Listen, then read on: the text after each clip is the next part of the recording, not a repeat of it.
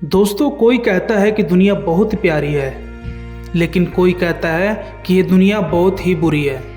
कोई कहता है कि वो इंसान मेरा है, कोई कहता है कि वो इंसान मेरा दुश्मन है। ये ऐसा इसलिए होता है क्योंकि हर इंसान के देखने का नज़रिया अलग होता है। जो दुनिया को अच्छी नज़र से देखता है उसको अच्छी दुनिया दिखाई देती है, जो बुरी नज़र से देखता है उसको लोग बुरे नज़र आते हैं। दोस्तों, आज की कहानी इसी टॉपिक पर है, जैसी नज़र ऐसा नज़ारा।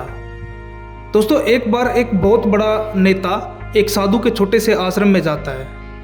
वह साधु के बारे में बहुत सुनता था, तो उसके मन में आया कि मैं एक बार जा कर के मैं उस साधु को देखता हूँ कि लोग उसकी इतनी तारीफ क्यों करते हैं। जब वह उस आश्रम में गया तो वहाँ पर एक छोटा सा कमरा था जहाँ पर एक कालीन बिछा हुआ था।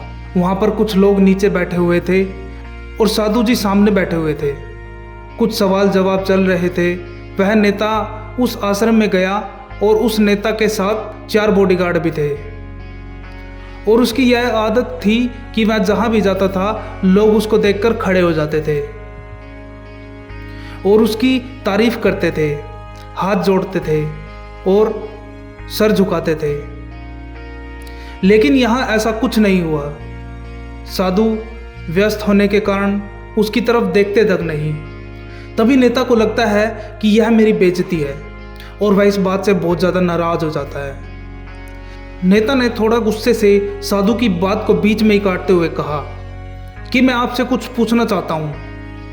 साधु ने उसकी तरफ देखा और बोले, आप थोड़ी देर रुकिए, पहले मैं इनके सवाल के जवाब दे दूँ, तब तक आप चाहें तो बैठ सकते हैं। बस साधु के इतना कहते ही नेता का गुस्सा 7वें आसमान पर चढ़ गया। नेता का चेहरा गुस्से से लाल हो गया। अभी तक वह नेता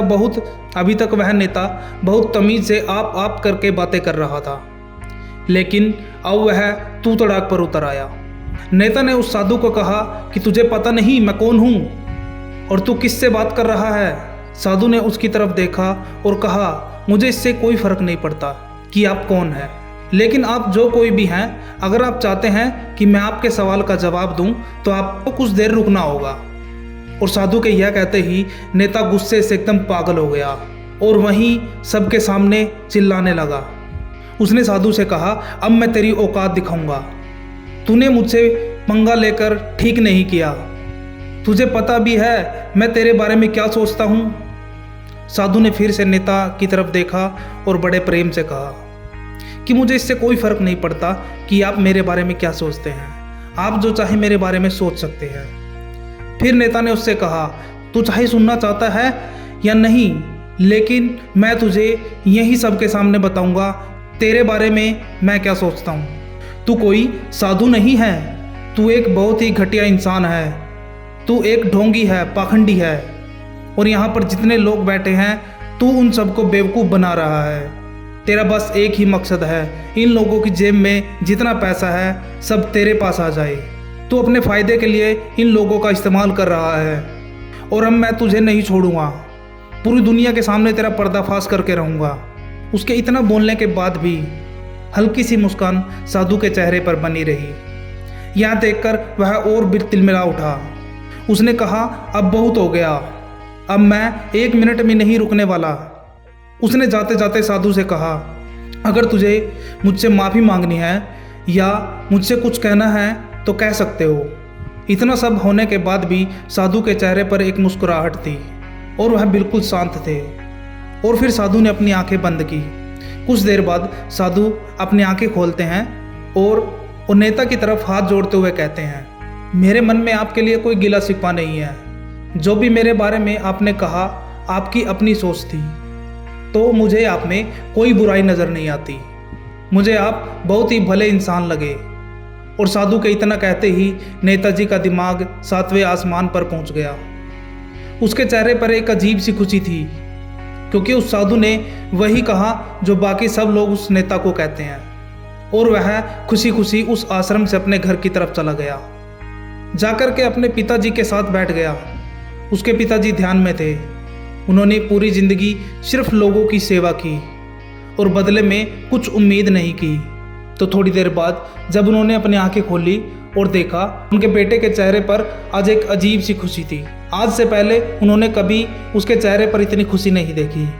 फिर उस नेता ने एक एक करके सारी बातें अपने पिताजी को बताई कि आज क्या हुआ, किस तरह वह एक आश्रम में गया और वहाँ क्या हुआ, उसने क्या कहा और साधु जी ने क्या कहा। जब उसके पिताजी ने पूरी बात सुनी तो थोड़ा सा मुस्कुराए और अपने बेटे की तरफ देख करके बोले, उन्होंने तुम्हारी तारीफ नहीं की, क्योंकि उन्होंने वह नहीं कहा कि जो तुम हो, उन्होंने वह कहा जो वह खुद है। और तुमने उनको जो भी कहा, तुमने वो नहीं कहा कि जो वो है, तुमने उनको वो कहा कि जो तुम हो। यही बात वेदों में भी कही गई है, यथा दृष्टि तथा सृष्टि। यह दुनिया तुम्हें वैसी ही दिखाई देती है जैसा तुम दुनिया को देखना चाहते हो। तो दोस्तों, इसलिए कहता हूँ कि दुनिया बुरी नहीं है, सिर्फ हमारे देखने का नज़रिया बुरा है। ज़रूरत है तो सिर्फ नज़र बदलने की। अगर आपको आज की वीडियो पसंद आई हो तो वीडियो को लाइक करें और शेयर करें, चैनल को सब्सक्राइब करें ताकि हर वीडियो आप तक ज़रूर पहुँचे। तो आज के लिए इतना ही। जय हिंद दोस्तों, मिलते हैं अगली वीडियो में।